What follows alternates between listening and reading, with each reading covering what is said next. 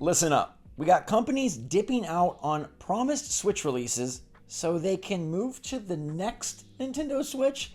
And then we got companies trying to take over Nintendo, which will never happen, but I think it's super fascinating. So good morning, Mario, and good morning, Switch fans. We are chilling with a whole bunch of exciting news. We're going to go over the smaller stuff first and then get to the big kahuna that is trying to get Nintendo games on a different platform. Ooh, such a dare I say cringe move. But anyways, what's going on, everybody? It's Zach from SwitchForce. I'll fill you in. You let me know in the comments what you think of it. First off, I want to tell you that Toem is getting a physical release, and Toem is one of the most underappreciated, under the radar, cool indies on Nintendo Switch. It might seem like it's just Where's Waldo, but it's far more. It is a very incredible game that manages to make like picture search finding the core concept and core mechanic of something that expands it to be so much more. It's basically like Pokemon Snap, but freeform and with mystery and intrigue, and yet I just found it infinitely more charming. So that's coming Q1 2024. If you are a cartridge kind of cool guy or girl or person, you can pick that up when it releases early next year from I Am 8-Bit. Now we also have this interesting note from the Evil Dead team. Now Evil Dead is one of those games where, you know, you're out there trying to survive against the evil killer, and I don't know, it's a whole genre in and of itself. But Evil Dead the game, Saber Interactive, who is a very famous Switch developer, mind you, they've ported many important games to Switch. Like they did Vampire, Crysis Remastered, Crysis 2 Remastered, WWE 2K Battlegrounds, World War Z, Redout 2, SnowRunner, Gloomhaven, Mortal Kombat 1, and Evil Dead the game. But Evil Dead the game is no longer going to be a game, at least on Switch, because today they announced that they have made the difficult decision to stop pursuing development of new content for Evil Dead the game and confirm that we will not be releasing a Nintendo Switch version of the game. We will keep the servers up for the foreseeable future and address any major issues that arise. On behalf of the entire team, thank you for all the groovy times and your continued support. Now let me put on my, I already have a hat. I'm going to give you the conspiracy theory here.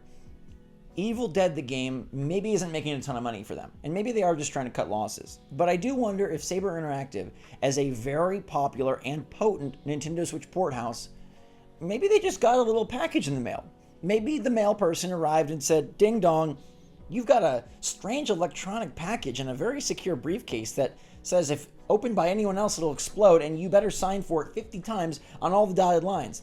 Because maybe they just got Switch 2 dev kits. I wonder if Saber is going to have to defer some of their development on Evil Dead, as well as the Evil Dead Nintendo Switch version, because they've got work to do over the next 12 months to get ready for, I don't know, a brand new Nintendo Switch system. Now, wouldn't it make a lot of sense that one of the most popular and successful port studios for Nintendo Switch really is being contracted out, talked to, called up, and in deep discussions to work on Switch 2 ports for, who knows, a wide variety of companies, and they've even published some of their own stuff as well. I think that this isn't too far of a reach to say that Saber Interactive may indeed be shifting their focus to Nintendo Switch 2. Because why just dump on this game? I understand we don't know all the financial success or failures of Evil Dead the game, but to just cancel the Switch version when they're a very competent port studio, this is what their bread and butter is, it does seem like maybe they are just turning to greener pastures. I don't think there's anything wrong with developing Switch games, even in this last year of Switch, but I do think we're going to see more and more companies that are diverting their attention to look ahead. Now, I still think we'll get plenty of ports because it's a cash-in. You have 130 million, 140 million players on Nintendo Switch, so why not put stuff out for them? Especially if Nintendo's going to go a little bit light, a little remaster, remake heavy next year. Awesome opportunity for port studios to make some quick cash. But I think there's other port studios that, whether they're being paid a lot, contracted out, or they have partnerships with third parties that are releasing, tentpole titles on other platforms and want to get ready for Switch 2, I think we might see a shift from Switch development to Switch 2. Like, that's just inevitable, right? And perhaps Saber Interactive is one of the first boats to leave the Switch port and enter the brand new, unknown, mysterious waters of Nintendo Switch 2. Now, you've probably heard about all the Microsoft oopsies that have gone on over the last 24 hours, aka they accidentally leaked their future on the internet. Their new consoles, their new games, but this is not an Xbox channel, so let's focus on the Nintendo Switch part of it. I find this, like I said, kind of cringe. Maybe that's a strange take, but in an internal Microsoft email from Xbox chief Phil Spencer, He talks about how Nintendo is the prime game asset for us in gaming and how he really wants to buy Nintendo and it would be a career-defining move. And he said talks with them and they're just not coming around to seeing the mutual beneficial things that would come from this sort of acquisition and partnership.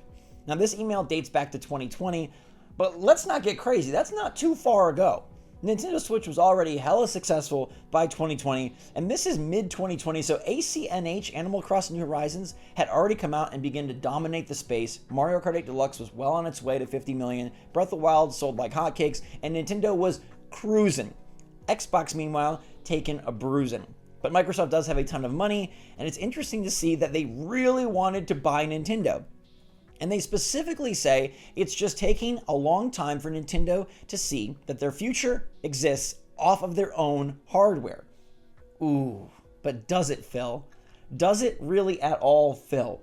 What is the benefit for Nintendo putting their games on an Xbox? Let's use this as an example. There is none. What is the benefit? More software sales? Potentially not. If given the opportunity and the option to buy the new Super Mario RPG coming out in November on Nintendo Switch or on Xbox Series consoles, some people would significantly pick the Xbox option because it would inevitably look and run better. It's a far superior system from a power standpoint. So Nintendo might end up having the same sales, maybe a little bit more. But the one thing it would do is forever damage the brand and forever damage the Nintendo console. Yes, the power of a Nintendo Switch may be just razor thin at this point. But what do they have that nobody else does? Their own published games.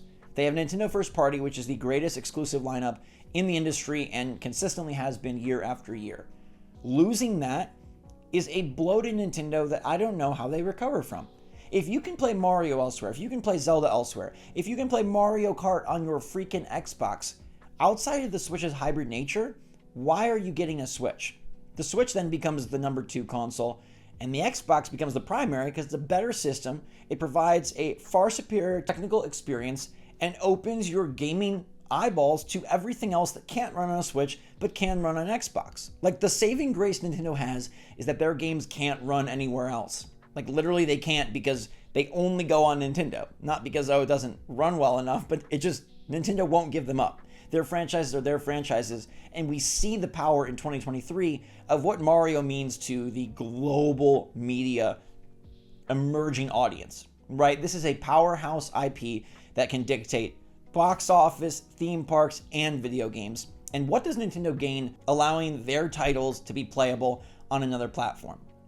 Let me know if I'm crazy, but I can't see one darn silver lining. Nintendo does not need the exposure, Nintendo does not need better hardware sales, and Nintendo sure does not need their titles to be put onto Game Pass when they can easily happily charge full price for their games, sometimes forever. Nintendo are kings of the evergreen, and despite more sales than ever before on Nintendo Switch, they still retain price value far better than any of the third-party counterparts, any of even the other platform holder counterparts. We see discounts and sales on those games so much quicker than Nintendo titles because the IP have so much value being just on Nintendo's own console. I don't think in our lifetime we will see Nintendo games on PC. I don't think in our lifetime we will see Nintendo games on another platform like an Xbox or a PlayStation. It makes very little sense, and it seems like such a lopsided benefit equation. Yes, this would be a career-defining move for Phil Spencer, and it would be amazing, and he would be lauded. He would be crazy. It would boost Xbox in a huge way, especially since they're third on the totem pole. But then at the same time, they don't want to call Nintendo Switch a console. They're trying to get dicey like that. They don't view it this way. They don't view it that way. I think the ship has sailed on them trying to buy Nintendo, especially as Nintendo just banks more and more money, and Phil Spencer even calls out that they are sitting on a huge pile of cash, so they're not hurting, they're not needing to be acquired, and there's no chance that they will be. But it's interesting to see that Phil Spencer did try to really go after it and really did want to make that acquisition. I just love to see his pros cons list of how this benefits Nintendo, because I see no way that it does. In fact, it only dents and dings the Switch and makes the Switch a far less mandatory gaming experience.